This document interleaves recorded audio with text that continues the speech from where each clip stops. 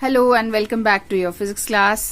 हम पढ़ रहे हैं क्लास 12 फिजिक्स और क्लास 12 फिजिक्स की फर्स्ट यूनिट हमने स्टार्ट किया है, दैट इज इलेक्ट्रोस्टैटिक्स। और पिछले वीडियो में हमने स्टार्ट किया है इलेक्ट्रोस्टैटिक्स का नया चैप्टर जो कि है गॉस लॉ। तो पिछले वीडियो में हम पढ़ चुके हैं इलेक्ट्रिक फ्लक्स। आज की क्लास में हम देखेंगे इलेक्ट्रिक फ्लक्स पे बेस्ड कुछ न्यूमेरिकल प्रॉब्लम्स। तो इलेक्ट्रिक फ्लक्स में हमने पढ़ा था electric flux for uniform field, for non uniform field किस तरह से फाइंड करते हैं।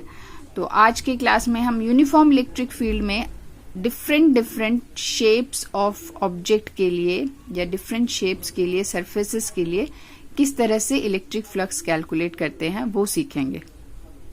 तो चलिए देखते हैं प्रॉब्लम्स। आज की क्लास का पहला प्रॉब्लम है Calculate the electric flux through a rectangular surface of dimensions 20 cm by 10 cm placed with its positive normal making an angle 30 degree with a uniform electric field of 10 volt per meter। क्या दिया है question में? एक rectangular surface है जिसका ये dimensions है, मतलब लेंथ और ब्रेथ दिया है, और इलेक्ट्रिक फील्ड दिया है। और इलेक्ट्रिक फील्ड और सरफेस का जो नॉर्मल है, मतलब आउटवर्ड नॉर्मल है सरफेस पे, दोनों के बीच का एंगल 30 डिग्री दिया है। तो इलेक्ट्रिक फ्लक्स फाइंड करना है। तो यहां पर हमने मान लिया ये कि ये रेक्टेंगुलर सरफेस है जिसका ब्रेथ है 10 सेंटीमीटर, लेंथ है 20 सेंटीमीटर। ये है इलेक्ट्रिक फील्ड का डायरेक्शन और ये है outward normal to the surface, मतलब एरिया वेक्टर का डायरेक्शन इधर है और दोनों के बीच का एंगल है 30 डिग्री। तो यहाँ पर थीटा हो गया 30 डिग्री जो कि angle between electric field and the outward normal. S है surface area of the rectangular surface. Surface area of the rectangle होता है लेंथ इंटू ब्रेथ। तो यहाँ पर लेंथ और ब्रेथ जो है वो सेंटीमीटर में दिया है, उसको हमने मीटर में कन्वर्ट कर लिया है। 20 इंटू 10⁻⁻2 मीटर और यहाँ पे 10 इंटू 10⁻⁻2 मीटर। तो मीटर मीटर मीटर स्क्वायर हो गया और इसको कैलकुलेट करेंगे तो ये आ जाएगा 2 इंटू 10⁻⁻2 मीटर स्क्वायर। और E दिया हुआ है, that is intensity of electric field is 10 volt per metre. तो इलेक्ट्रिक फ्लक्स का जो फॉर्मूला होता है यूनिफॉर्म इलेक्ट्रिक फील्ड के लिए वो होता है E डॉट ds, मतलब dot product of electric field and area vector, मतलब ES cos थीटा। तो यहाँ पर E का वैल्यू दिया है 10, एरिया भी हमने कैलकुलेट किया और थीटा है 30 डिग्री, तो ये हो गया cos 30 डिग्री। cos 30 डिग्री का वैल्यू रखेंगे, सबको कैलकुलेट करेंगे तो ये आ जाएगा 0.173। आप कैलकुलेट करके देखिएगा, कैलकुलेशन पार्ट आपके लिए छोड़ दिया है। और इलेक्ट्रिक फ्लक्स का ऐसा यूनिट हो जाता है वोल्ट मीटर या फिर newton metre square per coulomb. तो ये है आंसर। आज का सेकेंड क्वेश्चन है find the electric flux through a cylindrical surface placed in a uniform electric field of intensity 20 volt per metre if the axis of the cylindrical surface is parallel to the field. मतलब एक cylindrical surface से electric flux find करना है जो cylindrical surface इस तरह से placed है यूनिफॉर्म इलेक्ट्रिक फील्ड में कि सिलेंडर का एक्सिस और इलेक्ट्रिक फील्ड आपस में पैरेलल हो। इलेक्ट्रिक फील्ड का इंटेंसिटी 20 वोल्ट पर मीटर है। तो यहाँ पर हमने ड्रॉ किया है एक सिलेंडर इस तरह से कि ये इसका एक्सिस है और ये एक्सिस और इलेक्ट्रिक फील्ड का डायरेक्शन आपस में पैरेलल है। तो हमें इस पूरे सिलेंडर से, सिलिंड्रिकल सरफेस से total electric field, total electric flux find करना है। तो टोटल इलेक्ट्रिक फ्लक्स फाइंड करने के लिए क्या करेंगे? सबसे पहले तो ये देखते हैं कि सिलेंडर में दो तरह का सरफेस होता है। एक ये प्लेन सरफेस जो दो एंड पर है, सर्कुलर जो प्लेन है। दूसरा है ये कर्व सरफेस। तो ये प्लेन सरफेस के लिए, इस सरफेस के लिए इलेक्ट्रिक फ्लक्स, इस सरफेस के लिए इलेक्ट्रिक फ्लक्स और पूरे कर्व सरफेस के लिए इलेक्ट्रिक फ्लक्स फाइंड करेंगे। तीनों को ऐड कर देंगे तो हो जाएगा total electric flux through this cylindrical surface. तो सबसे पहले हम फाइंड करेंगे electric flux through this surface at the end Q of the cylinder. तो यहां पर हमने एक small area element delta S लिया है। तो यहां डेल्टा एस पर electric flux through this delta S कितना होगा, ई डॉट डी एस। अच्छा, ई डॉट डी एस का मतलब E D S cos theta. तो यहाँ पर जो डायरेक्शन ऑफ एरिया वेक्टर है वो सरफेस पे परपेंडिकुलर है, मतलब इस डायरेक्शन में है, मतलब इलेक्ट्रिक फील्ड और एरिया वेक्टर सेम डायरेक्शन में है। सेम डायरेक्शन में तो यहाँ पर थीटा बराबर हो जाएगा 0 डिग्री। तो इस एंड पर, एंड क्यू पर इलेक्ट्रिक फ्लक्स कितना होगा इस एरिया से, टोटल एरिया हम मान लेते हैं ए है। तो electric flux through the plane surface at the end Q is equal to phi, यहाँ पे क्यू हो जाएगा। तो phi Q will be equal to summation of E delta S cos theta. Summation क्यों लिया है, क्योंकि हमने यहाँ पर इस एरिया को डिवाइड कर दिया है स्मॉल एरिया एलिमेंट में। तो हर एरिया एलिमेंट के लिए इलेक्ट्रिक फ्लक्स फाइंड करेंगे, सबको टोटल कर देंगे तो इस एरिया एलिमेंट से, इस एरिया से टोटल फ्लक्स मिल जाएगा। तो यहाँ पर हम लिख सकते हैं ई कांस्टेंट है, यूनिफॉर्म इलेक्ट्रिक फील्ड में यहाँ पर ई का वैल्यू कांस्टेंट है, तो ये समेशन होगा डेल्टा एस पर, और थीटा बराबर 0 है यहाँ, तो कॉस 0 डिग्री। अच्छा, ये वाला पूरा टर्म क्या शो कर रहा है, ये area of the plane at the end Q, और इसका टोटल एरिया हमने मान लिया ए है, तो ये हो जाएगा ई ए और कॉस 0 डिग्री मतलब 1।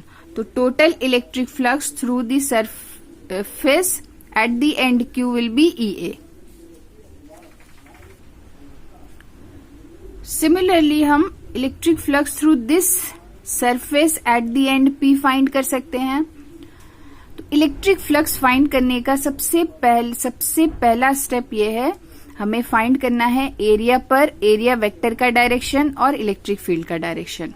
तो इस एंड पर जो एरिया है, जो एरिया वेक्टर होता है वो हमेशा आउटवर्ड नॉर्मल की तरफ होगा। इलेक्ट्रिक फील्ड तो इस डायरेक्शन में है, तो ये हो गया इलेक्ट्रिक फील्ड का डायरेक्शन, ये है एरिया वेक्टर का डायरेक्शन। दोनों ऑपोजिट है, तो यहाँ पर थीटा बराबर हो जाएगा 180 डिग्री, और electric flux through this area will be E delta S cos theta. एक स्मॉल एरिया एलिमेंट के लिए, पूरे एरिया के लिए हम इसको सम कर देंगे। तो electric flux through plane surface at the end P will be phi P, that is summation E delta S cos theta. तो यहाँ पर डेल्टा एस बराबर फिर हो जाएगा area of this surface at the end P, और cos 180 degree हो गया, कॉस 180 डिग्री इज -1, ये हो गया ए, तो आ जाएगा phi P will be minus E A. तो हमने फाइंड कर लिया है electric flux through this surface at Q at P. अब बचा है कर्व सरफेस।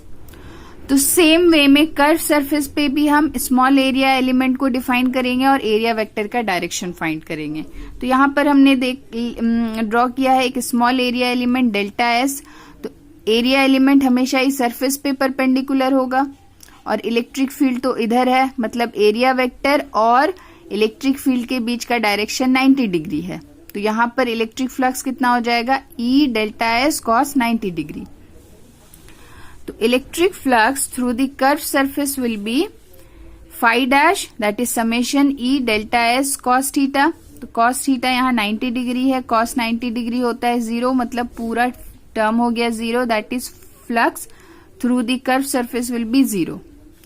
तो कर्व सरफेस से, प्लेन सरफेसेस से मिल गया total electric flux through the cylinder will be, total electric flux through the cylinder will be sum of the flux. तो phi will be equal to phi P plus phi Q plus phi dash. Phi P और phi Q opposite है, E ए plus minus E ए हो जाएगा और 0। तो total electric flux will be 0, मतलब total electric flux through this cylinder will be 0। तो ये हो गया इसका आंसर। आज का थर्ड क्वेश्चन है, ए charge 2 microcoulomb is placed at the centre of A sphere, calculate the total electric flux through the surface of the sphere. क्या पूछा है, एक स्फेयर है जिसके सेंटर पे कोई चार्ज क्यू रखा है जिसका वैल्यू है 2 माइक्रोकूलम। तो इस पूरे सरफेस से कितना इलेक्ट्रिक फ्लक्स पास हो रहा है। तो यहाँ पर हम क्या करेंगे, इस सरफेस पे पहले हम इलेक्ट्रिक फील्ड फाइंड करेंगे हर पॉइंट पे electric field due to this charge Q।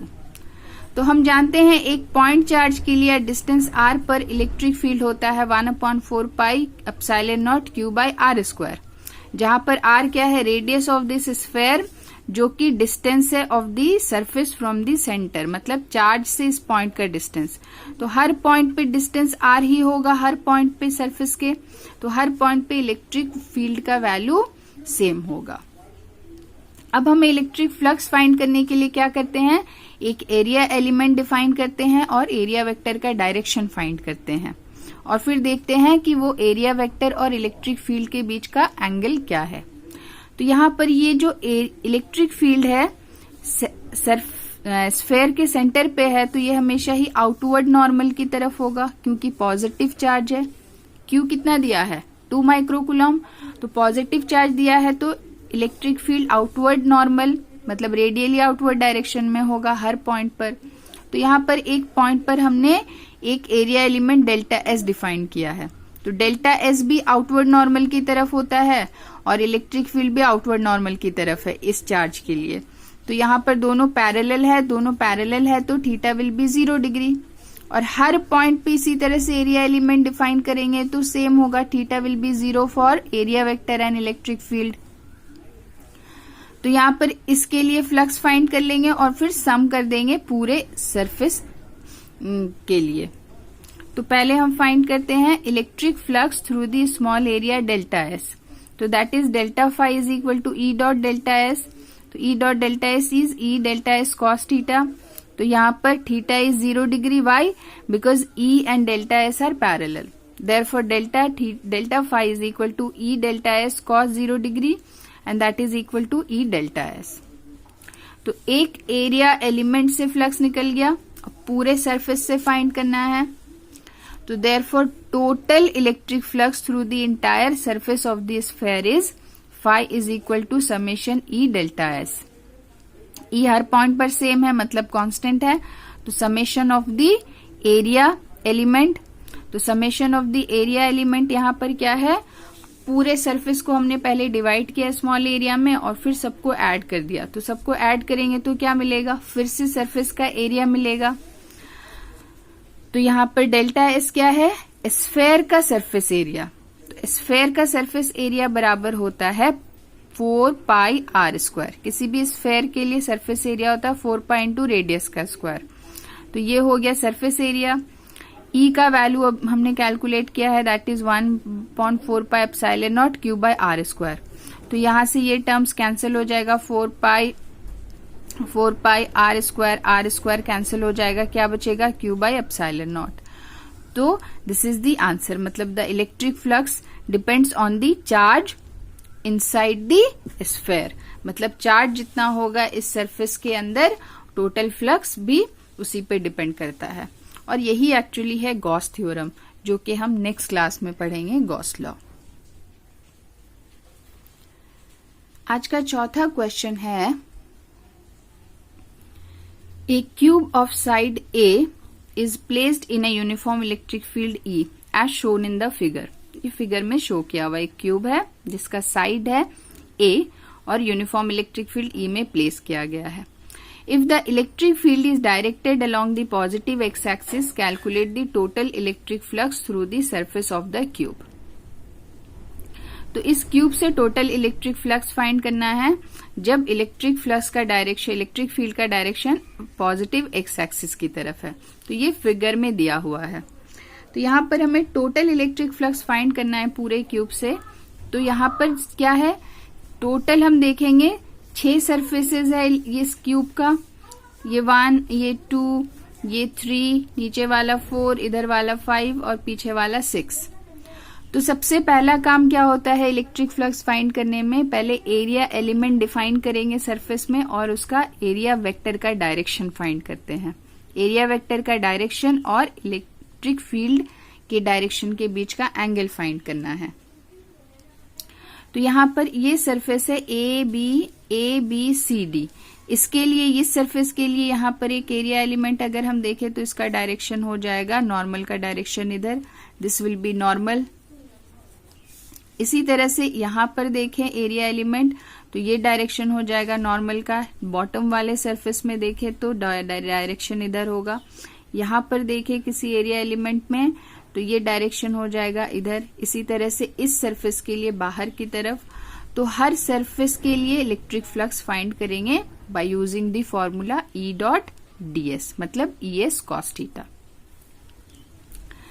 तो यहां पर एक चीज देखें कि ये वाला जो सरफेस है ABCD, यहां पर ये डायरेक्शन है इलेक्ट्रिक एरिया वेक्टर का और ये डायरेक्शन है इलेक्ट्रिक फील्ड का, दोनों आपस में 90 डिग्री है। अच्छा, इसी तरह से इस डायरेक्शन में देखें तो इलेक्ट्रिक फील्ड और इलेक्ट्रिक फील्ड इधर है, नॉर्मल का डायरेक्शन इधर है, तो उसके बीच का एंगल 90 डिग्री। हर सरफेस के लिए सिर्फ BCFG और ADEH ये दो सरफेसेस को छोड़कर हर सरफेस के लिए एरिया वेक्टर और इलेक्ट्रिक फील्ड आपस में परपेंडिकुलर है। तो जो इलेक्ट्रिक फ्लक्स का कंट्रीब्यूशन होगा वो सिर्फ इस सरफेस और इस सरफेस से होगा, मतलब जो जिसपे एरिया वेक्टर और पैरेलल है इलेक्ट्रिक फील्ड के या एंटी पैरेलल है। तो पहले हम इस सरफेस के लिए फाइंड करेंगे, इस सरफेस के लिए फाइंड करेंगे। तो ये वाला सरफेस क्या है BCFG। BCFG में एरिया वेक्टर फील्ड के अलोंग है, तो यहां पर थीटा बराबर कितना होगा 0 डिग्री। तो the electric flux through face BCFG is φ1 that is equal to ES cos theta. cos theta यहाँ पर cos 0 डिग्री है तो ये 0 हो गया, मतलब ES हो गया। S क्या है area of the face BCFG। अच्छा, ये कैसा है स्क्वायर है, क्यूब का साइड स्क्वायर होता है और एक साइड बराबर है A, तो सरफेस एरिया हो जाएगा साइड का स्क्वायर मतलब A स्क्वायर, तो φ1 will be equal to EA square. Similarly electric flux through this surface ADEH, यहाँ पर एरिया वेक्टर इस डायरेक्शन में है और इलेक्ट्रिक फील्ड इधर है, मतलब दोनों ऑपोजिट है, तो यहाँ पर theta will be equal to 180 degree. तो इस सरफेस के लिए इलेक्ट्रिक फ्लक्स क्या हो जाएगा the electric flux through face ADEH is φ2 that is ES cos 180 degree, क्योंकि थीटा 180 है, 180 माइनस होता है, -1 होता है, तो φ2 will be equal to minus ES, S बराबर है A स्क्वायर, तो ये हो गया माइनस EA स्क्वायर। इन दोनों सरफेसेस के अलावा बाकी जितना भी फेसेस है क्यूब का वो परपेंडिकुलर है इलेक्ट्रिक फील्ड के।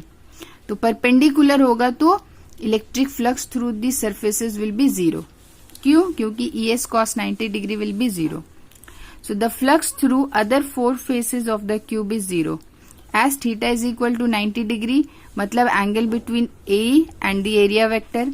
तो phi in this case will be ES cos 90 degree, cos 90 0 होता है तो पूरा फ्लक्स हो जाएगा 0। So the total electric flux over all the faces of the cube, मतलब पूरे क्यूब के थ्रू से पूरे क्यूब के सरफेस एरिया में कितना इलेक्ट्रिक फ्लक्स होगा, सबका sum that is EA square plus ये वाला φ2, तो ये हो गया माइनस E स्क्वायर, बाकी सारा तो 0 है, तो total electric flux will be 0। तो यहाँ पे हमने बहुत लेंदी मेथड से ये कैलकुलेशन किया है इलेक्ट्रिक फ्लक्स। नेक्स्ट क्लास में हम देखेंगे कि गॉस थ्योरम यूज करके बिल्कुल 1 या 2 लाइन में हम किस तरह से फ्लक्स कैलकुलेट कर सकते हैं, कि अगर किसी भी क्लोज सरफेस के लिए इलेक्ट्रिक फ्लक्स कैलकुलेट करने के लिए गॉस थ्योरम का यूज करते हैं, जो हम पढ़ेंगे नेक्स्ट क्लास में। Till then keep watching the videos, keep learning, और इसमें कोई भी डाउट अगर है तो आप कमेंट करके पूछ सकते हैं। Thank you.